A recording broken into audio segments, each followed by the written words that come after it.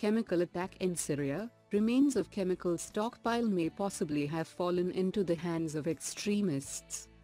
Which chemical weapon was used in Syria? How to destroy chemical weapons? How successful is OPCW in controlling spread of chemical weapons?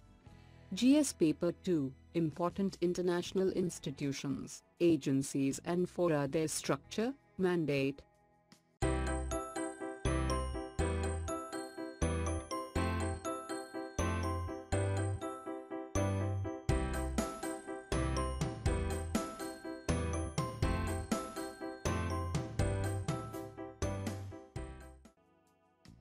What is the context about? If confirmed by the Organization for the Prohibition of Chemical Weapons, OPCW, the April 4th chemical attack in Syria would mark a tragic coincidence of the 20-year commemoration of the ban on chemical arms. The bodies of victims are believed to bear signs of the effects of exposure to sarin gas, similar to the 2013 Gautu attack. Experts say that Syria once had one of the largest chemical weapon stockpiles in the world. The OPCW aims to destroy or remove the country's entire arsenal by the 30th of June. Which chemical weapon was used in Syria? The collection likely contained more than 1,000 tons of mustard gas, sarin and VX. Sulfur mustard, also known as mustard gas, is easiest to distinguish. It often smells like garlic, onions or mustard. It can be clear, yellow or brown. When people come in contact with the vapor, it causes blistering of the skin and mucous membranes on contact. The gas itself is not lethal, but direct exposure can result in scarring, respiratory problems and even death from pneumonia. There is no treatment or antidote, so the body has to heal the damage. Sarin, 20 times as deadly as cyanide, is a powerful neurotoxin. It's nearly impossible to detect, because the clear, colorless, tasteless liquid has no odor. It can evaporate and spread through the air. Within seconds of exposure, the Atlantic explained, noses run, tears form, mouths drool and vomit. Bowels and bladder empty. Next, vision blurs and chest tighten. VX, another neurotoxin, is the world's most potent chemical warfare agent, 10 times more toxic than sarin. The oily liquid is amber in color but is odorless and tasteless. Once in the air, people can be exposed through skin contact, eye contact or inhalation. VX poisoning looks similar to sarin, but there's a key difference: VX evaporates as slowly as motor oil.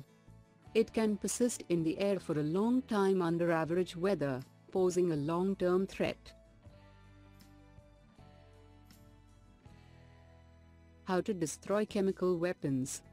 Different techniques are used for destroying chemical munitions and chemical agents, but most methods involve either incineration at very high temperatures to destroy the toxicity of the chemicals, or neutralization of the chemicals by the addition of water and a product like caustic soda.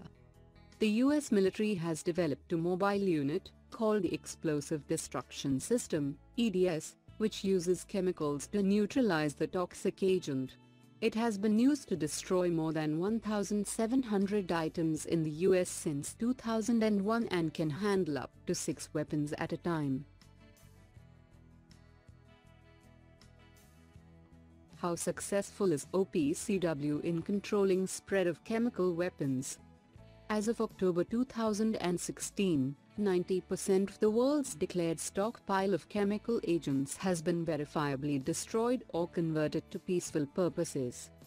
According to the OPCW, around 98% of the world is free from exposure to chemical arms. In the year ending September 2014, the OPCW had overseen the destruction of some 97% of Syria's declared chemical weapons.